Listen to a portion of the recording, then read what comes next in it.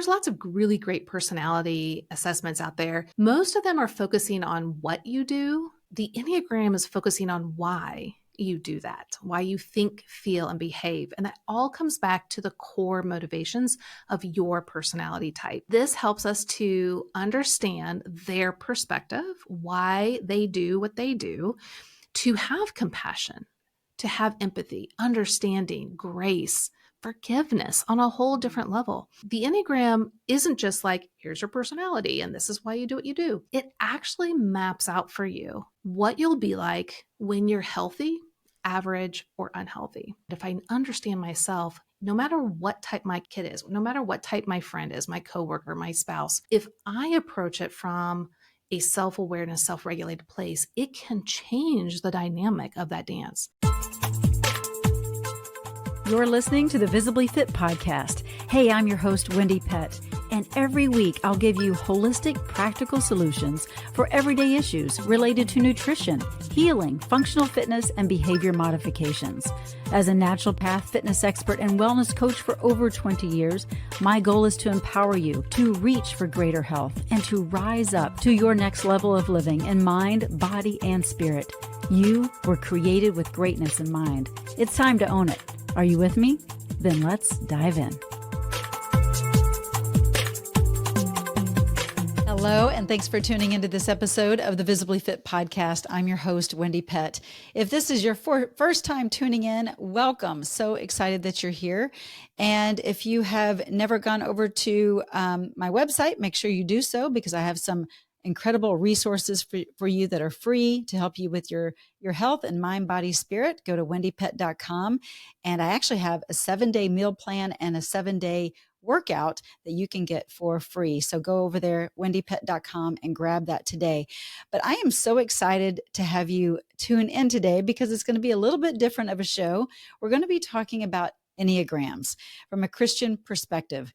Now, I've done several personality tests over my years, including Strength Finders, and you've probably heard of Myers-Briggs and all kinds of things. But the Enneagram is one I took back in, I think, 2020, and then I retook it recently. And oh, guess what? I'm the same personality. I thought maybe it'd be a little bit different, but I do see some varying levels of that personality just due to the season and the maturity that I'm in these days. So that's good. But it's fascinating, really, when we understand more about how we're wired and how we see things and how we see other people. It really helps us to have better relationships. And so being fit, being visibly fit, is also about our relationships, and even the relationship that we have with ourselves, with our children, our spouses, our friends, our community. And so it's very important to kind of understand where we're coming from so we can really have a better opportunity of communicating better and having more compassion for others. So today on this podcast, I'm super excited to have Beth McCord. She is the author of The Enneagram for Moms. And she's been an Enneagram coach and speaker for over 20 years. She has a podcast that has over 3.3 million downloads. She's amazing. She's an accomplished Enneagram speaker and author and coach and teacher. And like I said, she's been doing this for 2 decades. Her passion lies in helping individuals rewrite their life stories, empowering them to realize that lasting change and meaningful relationships are possible. That's the good news, right? Beth's mission led to the creation of the Your Enneagram Coach community, which is a nurturing space where individuals safely explore their Enneagram. As a recognized Enneagram leader, Beth has honed her expertise through extensive training and certifications under renowned experts. And today, she simplifies Enneagram insights from a faith-based perspective, making it accessible to people from all walks of life. And again, she wrote the book, The Enneagrams for Mom. So which would be great for grandmas too, like not just for moms. But she said it's the book that she wished that she would have written for herself that she couldn't find and didn't have. And I wish I would have had it too. I probably would have been able to see the way my son communicates or doesn't communicate and myself differently raising him differently. It just would have been helpful. So it's going to be a great episode. But Beth's approach to motherhood, it transcends mere advice. It's a comprehensive exploration of how self-awareness and understanding of one's Enneagram type can positively impact family dynamics. And that's what we want. Being visibly fit is about having healthy relationships too, including having a healthy relationship with ourselves. And so how we see ourselves and how we understand ourselves is really important. How we show up in the world, right? We know first and foremost that we are children of the Almighty God, right? So we are to see ourselves through his image and through his lens, but we also have a personality type. And when we understand ourselves and the people around us, we can have better community, better communication. So enjoy this program. I know you will, and I can't wait to hear your response. Enjoy the show. Welcome, Beth McCord, to the Visibly Fit podcast. I'm so excited to have you here. Yeah, thanks for having me. This is going to be so much fun. This is really fun because this is a little bit different for me. I mean, to have someone that is an expert in Enneagrams, but I thought this is really important. And I know you have a new book out called The Enneagram for Moms, and we're going to talk about that. So I'm super excited that you have, taken on this task of writing this book, because I think we all want a better understanding of how are we wired and why do we, mother the way that we do, or have a relationship with our spouse the way that we do. Right. And you're really helping Christian women unpack and understand and yet love themselves the way that they are. And so let's talk a little bit about the Enneagram, because some people may not really understand it. I remember Strength Finders way back when.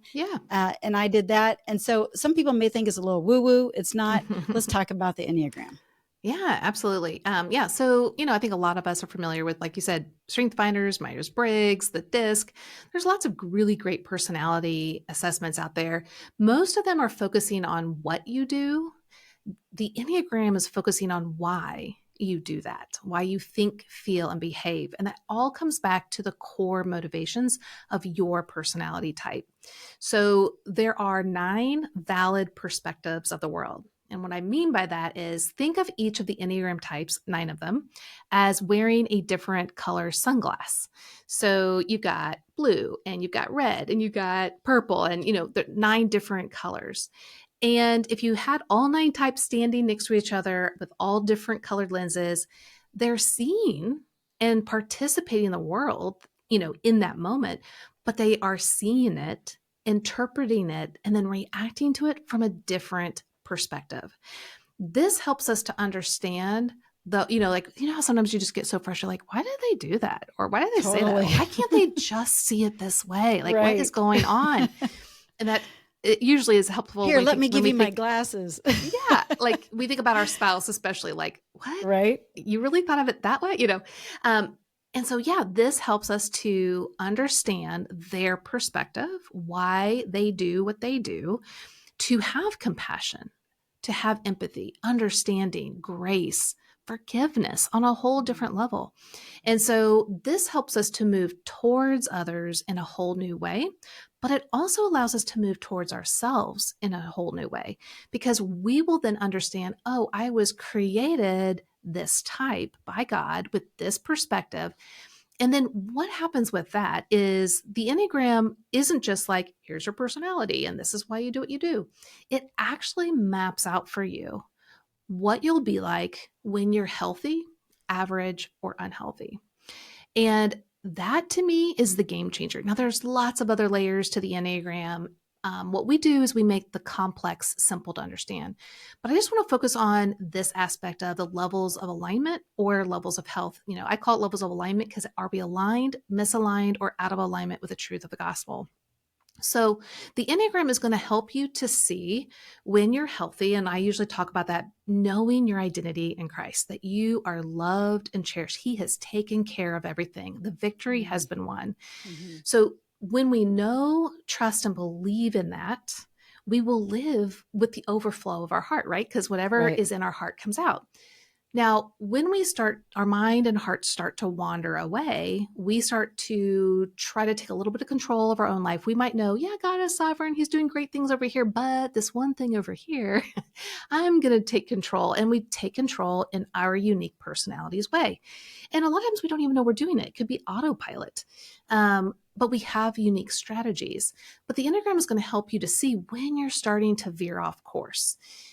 And then we can really veer off course where we land into that common pitfall and we're unhealthy or out of alignment with the truth of the gospel. And we're living like we're an orphan all alone in life. But here's the truth. The truth is no matter where you are on that spectrum, you are still his beloved child. That's right. That hasn't changed. How we may be going about the world has changed. But we can always come back to this levels of alignment and see where we're at, but feel safe and secure in our relationship status with him, which helps us then to surrender and depend on him to help us move up those levels to a healthier demonstration from our heart. Because once we know, oh, wait, yeah, I've messed up. I need to own that. I need to apologize.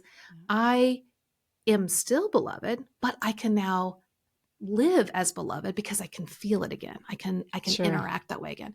So the Enneagram is going to help you to understand what your levels of health or alignment are. And that is what I call the rumble strip on the highway, where it alerts you, like, hey, you're veering off course. You better get back on your healthiest path. And the key is to be able to know what those rumble strips are, like when are we starting to veer off, but then to get our heart realigned into a healthier path. And that's all really hard. Sounds really simple and easy. It's not, but it can be really life-saving on multiple levels for our health, our relationships, and so on. And that's what we want to talk about. How do we get into a place where we're solid? We're solid with our Enneagram type in a healthy way. And also, I have a question. Are we always that same Enneagram personality for our entire life? Because I would imagine that in different seasons, we might show up a little bit differently. Is that correct?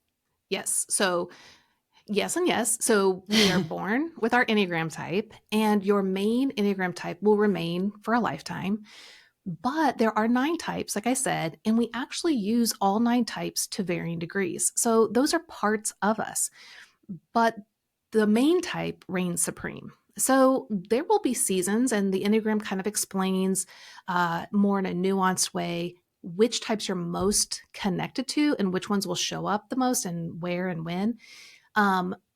But yes, sometimes under stress, one will pop up more and it can almost confuse people like, what's going on, but ultimately your main type reigns supreme. Those core motivations that it has, its core fear, longing, desire, and weakness, those will constantly be there with us. And then its strategies and all that. But yes, those other parts can pop up from time to time. Okay, so I guess I'm just curious, like if there was a trauma that happened in someone's life when they were young, and that kind of paints and steers the direction of a certain Enneagram predisposition of them going that direction, but yet they get healed, right? And they're in a different place of knowing their identity in Christ and walking it out differently. I mean, can that number completely change, like to be really? No, it's No. there's still that. No, okay. Yeah. So here's why this is so interesting. Okay. If you have 9 children, and those 9 children are all the different 9 types, and they go through a traumatic experience, whatever that might be, they are literally going to see it, experience it, but then interpret it from their own personality's perspective, their own lens, and therefore act out whatever that trauma is from their perspective. So I'll give you an example. As a type 9, I'm the peaceful accommodator. I am going to want to make sure everyone's fine, everyone's happy, everyone's peaceable. I will enmesh myself with others. I'll go along to get along. This is in an unhealthy place. What do you need? What do you want? I will accommodate, no problem. And put yourself kind of on the back burner. Yeah. Yeah. Like, oh, my needs, no, my needs aren't a problem. What do you need? Right. Now, there are parts of that that are wonderful and good and can be very healthy when they're done in a healthy way, but it can become where you're just kind of like a doormat, it can be very codependent. Now, as a child, if I see a particular trauma going on, let's say parents are verbally abusive to, let's say, me and my siblings, I might try to accommodate to my parents' wishes to the best of my ability. What do they want? How can I be the best little girl, the most easygoing little girl? Now, that may or may not work, but that's going to be my disposition. Now, a type 8 child, they are the types that are very direct, they're blunt, they're protective. You're not going to mess with me. You're not going to mess with anyone else. Well, they're seeing the trauma from a very different viewpoint. They might buck up to the system. They might say, you're not going to hurt me and my siblings. And those are going to be the challengers. They're going to press in. And the things that they're going to experience are detrimental to them too. But me doing it my way is detrimental. I lose myself in the process when I over accommodate and people please. They could lose themselves by being overly tough, overly blunt, defensive, in the sense that, yes, that's great to defend yourself, but it also can have long-term effects. So this is where we want to help each of the 9 types know why they do what they do, and is it in a healthy way or less healthy way. To give example with that type 8, I call them big diesel snowplows. You want an 8 in your life. You want them to plow a path for your life. Because those big diesel snowplows, if you're up in the north, you can't just take a little shovel or a little Ford pickup truck and get snow off a highway. I'm in Minnesota, so I understand what you're saying. You totally know. You can't just get a Ford pickup truck. That's not going to work. And so we need them. Yeah. And they are built to plow a path for others. Now, when they're not healthy, they're going to nick you on the side of the road or plow right over you. Not a fun situation. But when they plow a path for you, it is truly amazing. They are the GSD people. They get stuff done. A great example would be Dr. Martin Luther King Jr. There were a lot of people in the civil rights movement, but he took the lead.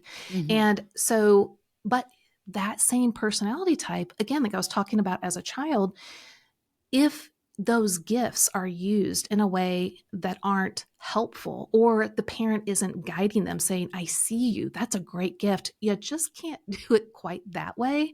Here is a healthier way to use that same gift, which is hard for parents to do, no matter what. But we want to champion our kids in the bent that they have been given. And we want that from our parents. But ultimately, it's when we get older that we have to know, okay, who am I? What are my core motivations? And when have I veered off course or plowed into other people? And what does it look like to actually be the healthiest version of my true self, the way God created me to be? So that's really what we're aiming for. And so all 9 types are going to see their traumas from their lens. And they think the trauma created their type. But if you actually talk to siblings, they will talk about, oh, wait, no, you saw it that way? Wait, no, it was this way. And, it's really interesting how we can see and be in the same experience, but have a different perspective and a different reaction to it. So true. Man, this is good stuff. I mean, when I work with my patients on their eating and their exercise and just mindset and just their spiritual walk, it is interesting because we're in group coaching, group setting, and how they do respond differently based on how they're seeing things, right? Yeah, so it's absolutely. Really good. But okay, so you wanted to write this book, The Enneagram for Moms. And so let's talk about, I mean, you've been immersed with the Enneagram for years. So this isn't new to you. You've been, you've been coaching people on their Enneagram for a long time, but you wanted to write one specifically for moms. And tell us why and how this can really help moms be better moms, and also how we can use that even in our relationship with our spouse. Yeah. Okay. So just to let everyone know, I am almost 50 years old. And I told you earlier, I'm a grandma at 3 months old. Which is amazing. Yeah. You have a baby face. Yeah. Oh, thanks. And so I'm on that side of things as a parent. But the reason why I wrote the book was really to write the book for my younger self, a younger mom. Because when I was a younger mom, I was a wreck, just a wreck. And part of that, as we were talking about a second ago, is the view of the type 9, the perspective of the type 9 is I'm supposed to make everyone happy. I'm okay if everyone else is okay. While everyone else listening out there is like, yeah, you can't do that as a mom. Like, that's not a win-win situation. It never happens. No one's ever happy. Like you might get a kid happy for a moment here and a moment there, but let's be honest, majority of the time they're whining or they're grumpy or they want this or they want that. And let's get And real. Most moms don't have it all together. It just right. might appear that way. Like I was thinking about when I was reading about the story of you at the park, and you're looking at all Yes. these other moms like, oh my gosh, she's amazing. And she's got her kid having fun Yeah. with her. What's my problem? And yet I think every one of us as moms have gone Yep. through that same scenario at one point or another in our Yes, life, that was, right? and that was one of my biggest aha moments. Cause I Yeah. was looking at all these moms and they seemed amazing. And Jeff was like, Beth, you've literally built a super mom that doesn't exist. You've taken the best qualities of all of these people. And today on social media, we could do the same thing. Oh, well, this social post Right. says I should do this. And then this one says that. So And I'm deceiving. not that. And so we can feel a lot of shame. And once he said that to me and I realized I had created a false idol, a false super mom, it helped me to go, okay, well then who am I? And what am I created to be like for my kids? And because God doesn't make mistakes. So That's I was right. created as a type 9 for my 2 kiddos. And okay, so what does that look like for me to be as healthy as I can, physically, spiritually, emotionally, for my kids? And it's been a lifelong process and I'm nowhere close to the end. I still have a long, long ways to go. And I think that's just God's grace, for us to be dependent on Him. He shows us the growth and we keep moving forward. But it was really for that younger self that really felt stuck, lost, and a lot of shame. And now I wrote this book to say, don't feel shame. Yes, there's a lot to grow in, and that's okay. God's not surprised. He came to save you. He made you the way you are. So let's embrace who we've been made to be, and let's take a closer look at where we're at on the levels of health, but always clinging on to the hope that we are safe and secure in what He has done for us. So why do you think so many women put so much pressure on themselves to be that super mom that will only be once we get to heaven? Yeah, I think we think it's either attainable or we must. And I was told, by my mom and other relatives, you need to be like this or you need to do that. And you just think that's life. That's the way it's supposed to be. And I think it's not until, unfortunately, we're older that we can look back and go, no, that's not true. Why did I believe that? Or why did they tell me that?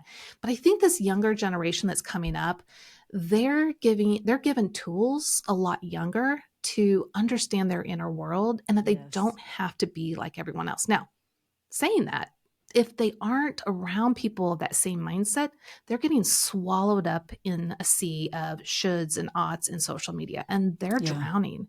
But hopefully there's more resources out there for young moms and just people in general to understand themselves and understand others, to have that compassion and that understanding of the relationship.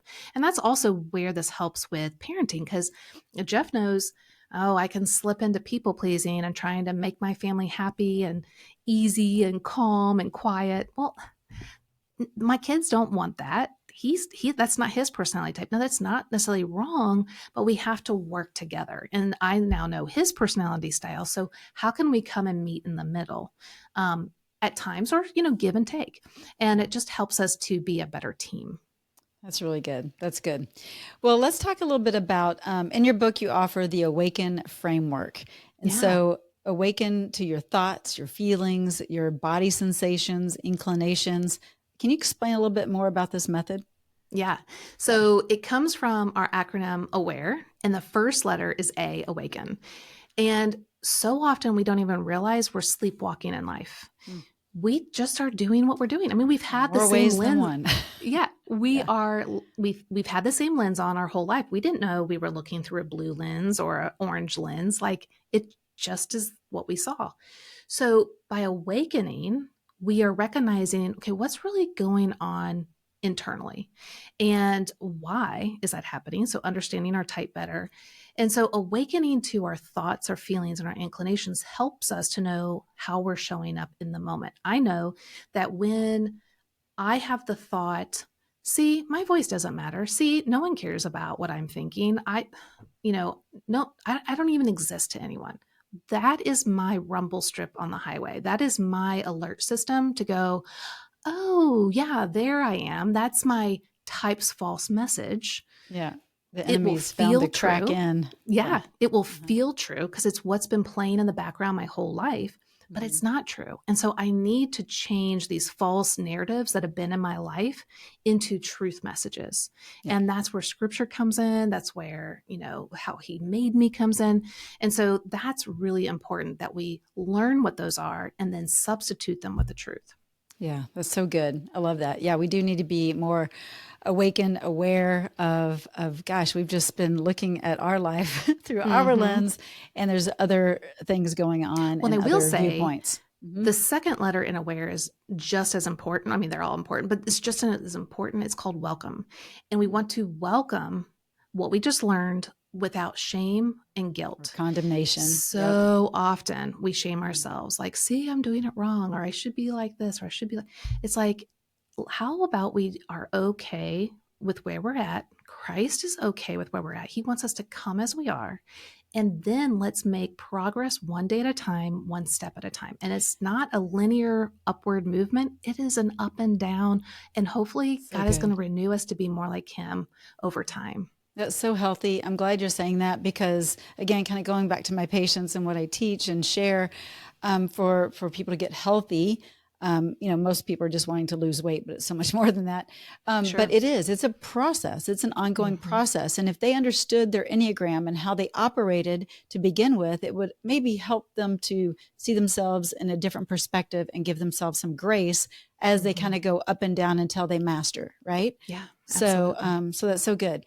Well, let's talk a little bit about the dance, quote unquote, the dance, Yeah. and how parents can use it as a tool to show the relationship dynamics between two Enneagram types. Because I think I wish I would have had this or dove into it when my son was little. He's 24. Like Yeah. I'm like, oh, would you be willing to take this test? Because I think it could still be beneficial, even as it's we have young actually adults, almost right? more beneficial when our kids are young adults. Okay. All right. But yeah, so the dance is really how two people interact together in positive and not positive ways, right? So we can have one moment with our children, our spouse, a friend, whoever, that's great. We're getting along, things are swimming smoothly. And then all of a sudden, someone gets activated and it shifts, right? Triggered. Yeah. Yeah. So the dance, if you think of, or if you had in front of you a diagram of the infinity loop, so it's like a figure eight, but horizontally, then if you put a line in horizontally in the middle of the infinity loop, one loop is one person and the other loop is another person. They each have their own personality perspectives, and it can be the same type, but they have their own perspectives. And inside that loop is their core motivations. Why? Their core fear, their core desire, their core weakness, and their core longing. And when those get activated, whether positively or negatively, then you start to see the outward behavior. So how this goes is that, let's say let's see, I'm trying to think of like a situation with my kids. Okay, so for me as a type 9 and my daughter who's a type 2, so if I get activated and I think she is trying to, let's say, manipulate me for attention, for need, for me to come through for her, because that can be a typical type 2 thing. And 9s do not like to be manipulated. We don't mind to help. We're accommodators, right? But I don't want to be manipulated into it. So I might get activated like, just ask me. Well, so I'm kind of activated, but my behavior could be from a type 9 because I don't want conflict. Maybe I'm passive aggressive. Maybe I'm withdrawn. Well, if I'm, let's say, withdrawn, so a type 2, they long to know that they are wanted and loved. Well, if I'm withdrawing because I'm irritated, they're going to feel rejected. Yeah. And when she feels rejected, what she might do is become more manipulative or passive aggressive, or, there's a lot of different outcomes that could happen. And when she does that, it's going to land on me in a way that I'm going to get triggered and active. It's and just a horrible cycle. Right. But it doesn't have to stay that way. That could be, let's say, the initial pattern. But as we understand ourselves and others better, especially from the parent perspective, if we know to a degree what our kids' type is, and really they have to name their type. And that usually means from teenage years on. So if they're younger, that's going to be a little bit hard, but you at least know they are wearing a type of lens in their life. But we can do our own work and we can set the stage. We can be emotionally self-regulated for ourselves, even when we're feeling like we want to erupt in our typical way. So when I feel that my presence doesn't matter, let's say I've asked the kids to do something, they didn't do it. That is like a nuclear bomb for me as a type 9, because we think our voice doesn't matter. We think no one cares about us. Now, that's a false narrative. Now, that might be kind of true what's going on, but that's ultimately not truth. Right. So in order for me to be able to approach a situation like that, and there's one in the book, I have to recognize, okay, those false messages are here. They feel real, but they're not true. And so I need to step back. I need to breathe. I need to get back centered into what is truth. My presence does matter. I was created this way. It's a beautiful way. And I can ask for what I want and what I need, but I can also let them know how I feel and how this disappointed me or hurt me, even if conflict arises with it. And we're conflict adverse. Conflict's okay. Sometimes conflict's needed. Now, my whole body will not enjoy this, but I can move in a way that's uncomfortable because it's what's good and right. And so if I'm self-regulated, if I understand myself, no matter what type my kid is, no matter what type my friend is, my coworker, my spouse, if I approach it from a self-awareness, self-regulated place, it can change the dynamic of that dance. Because if I approach my daughter and let's say she's being, let's say, manipulative, I can say something like, if I understand, okay, hey, wait, she's needing something. It really is triggering me. I just want to withdraw. I don't want to be, drawn into whatever this is.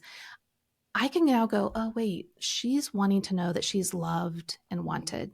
Mm-hmm. She is doing this because whether she realizes it or not, she's wanting that message to her. So then if I have that kind of compassion, even if I'm still irritable, I can move towards her and go, hey, I'm kind of sensing that when you said that or you did that, it's kind of landing on me in a way that feels like you're really needing something. And I just want you to know, I really love you. I admire you. You're amazing. But I also don't want to feel like I have to come through. I just want you to know I want to come through for you because I'm your mom and you mean so much to me. Good. And so it's changing the narrative. It's understanding the dynamics the best we can to meet the person where they're at, not my lens, their lens. How can I speak their language? And that's where the dance can really come in. I love that, because I think so often, especially with just our sinful nature and as a whole, generally speaking, we are like, what about me? How I feel, me. And it's no, let's look at the other person and how is it affecting them and how can I see them through what they're actually experiencing and approach the subject differently, speak to them with love and kindness. And it takes practice, right? Like I can't imagine lots of practice. So this is just like, okay, I'm practicing. I'm just going to talk to them like they're a 2. For some people listening to this right now, they're like, I have no idea what a 2 does or is or anything. You explained it pretty well there, but it takes some education. It takes digging in and educating yourself so that you're equipped. And I believe that it's vital in this time, especially when people aren't talking to each other as much and they are doing more just social posts. And what do they really mean by that? And don't you think it could help from that perspective too, even though you're not actually having a conversation? We often commit, I call it a suicide, because we assume incorrectly other people's thoughts, feelings, and behaviors. And it harms. We all do it all the time because we are looking through the world through our lens and thinking everyone else is acting that way too. And so if they do A, I would never do such thing. So they're being mean, they're being harmful, they're whatever it is. Well, that may not be their perspective at all. A type 1 is the principled reformer. They're the ones that want things right. Well, they might come into a situation and see imperfections and call them out. Well, that might land on me like, oh, I just failed or I'm the worst, And for them, they're like, if I were to really ask them, like, no, I'm just wanting Just to trying to, improve things. I'm just trying to mm, help. And it's like, mhm. what? You're trying to help? That really landed on me as criticism and judgment. And so by understanding one another, we can ask for clarification before we make assumptions and hurt our relationship. And that's what's so important, because if we just go into all of our relationships just thinking, you know what, I'm assuming it wrong, that's probably a much better place to start than, oh no, I know what they're thinking. I know why they did that. You're probably wrong. Like I'm getting all prickly right now because I'm thinking, oh my gosh, because I do that with my son. I know sometimes I'm Yeah, like, oh, I know exactly what he's thinking. And he's not thinking it at all, or right. he doesn't respond to a text. I'm thinking, oh man, that was the worst text that, he didn't like that. Well, he just was busy and, Yeah. And so we or can, just, I think a yeah, great thing is to be curious and to yeah, ask those curious questions. And one way to do it is like, hey, so and so, when you texted me that, it landed on me in this way, but I just wanted to make sure, like, clarify. Yeah. yeah, am I feeling that right? Did I sense that right? Or were you like meaning something completely different? I just want to make sure that I'm getting the message correctly. And that gives them the space to go, oh, she's owning how she heard it and is interpreting it. You're not saying you did this, and getting all Right. the defenses, rised up. So, Oh my gosh. This is interesting. I think of like, the generation ahead of us, how this would probably not fare so well with a lot of them because mm-hmm, it's too touchy feely and well, how do you feel? And I don't care mm-hmm. how you feel. This is how it is. Yeah, You know what I mean? exactly. Oh, yeah. Just I a was different brought up under generation. it. Yeah. Well, me And too. So it's so I funny. feel like I'm teetering on the fence. So the younger generation is all about this kind of stuff. And so it's Yeah. really easy to talk to them. And then, probably from 60 years old and on, this is a little bit more challenging. But we do see lots of people that are very intrigued. I think they sense a lot of freedom. But because they didn't grow up in an era like that, they a lot of times are confused, or what do I do with this? But it is freeing if you just take the first step and you start Right. to understand the beautiful clarity that we can have about ourselves and how God created us. It can be just life giving. Yeah. And so, the Enneagram for moms can actually be the Enneagram for grandmas too, because Absolutely. just having that connection with your grandchild is vital. It really is, Yeah. especially in this day and age. And if you could understand where your grandchild's coming from and how they're thinking, then you're going to have a hmm tighter knit Or relationship. even probably more importantly, how are your kids wanting to parent, and how would Mm. you do it differently? Oh And where's boy. that rub? Oh boy. That's a whole other podcast. Yeah, but it's true. And Gosh. so if it's Yeah. like, oh, my son is this way, my daughter-in-law is this way, okay, so I come from a totally different perspective, but how can I meet them And honor closer to them. them, because this is their child, this is Right. their family. That's hard, but I think it's really good too. So this can be dynamic for just really any relationship. Yeah, and that's fresh for you with a Yeah. 3-month old, yeah, Oh, grandbaby. absolutely. So Yeah. you're walking through that I'm yourself. always having So to ask questions, like to my daughter who's a type 2, because I'm like, they have a hard time asking for help. And I want to make sure, like, mm, I don't want to insert myself, because nines don't usually do that. I don't want to insert myself, but I also don't want you to think that I'm not here for you if you need me. Do you feel like you can ask me for help? mm, And so we have these really good conversations. But they grew up with the Enneagram, so it's a lot easier for us to have that dialogue.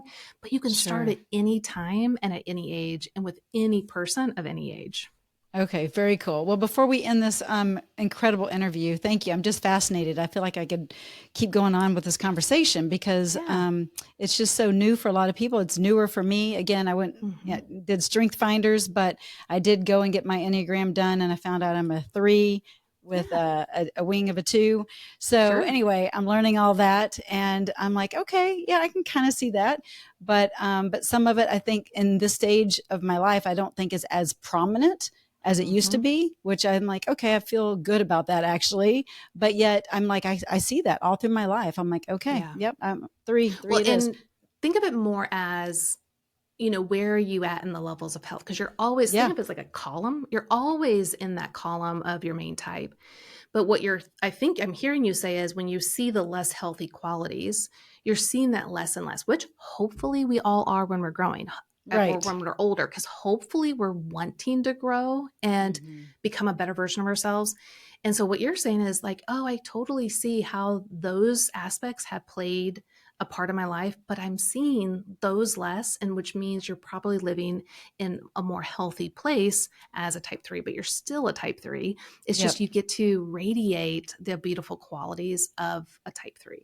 Yeah, that's well said. And I know my identity in Christ so much better now. And that's a big piece of the puzzle, right? So all that changes as we become mature in who we are and whose we are. So yes, it's so good. Well, where can people get your book, Beth? Yeah. Well, you can get the book at EnneagramForMoms.com. If you pre-order it, there's lots of really helpful resources that I wish I had early on. So pre-order, get those at EnneagramForMoms.com. And then, on social media, it's Your Enneagram Coach. So you can find me there on, Instagram and Facebook.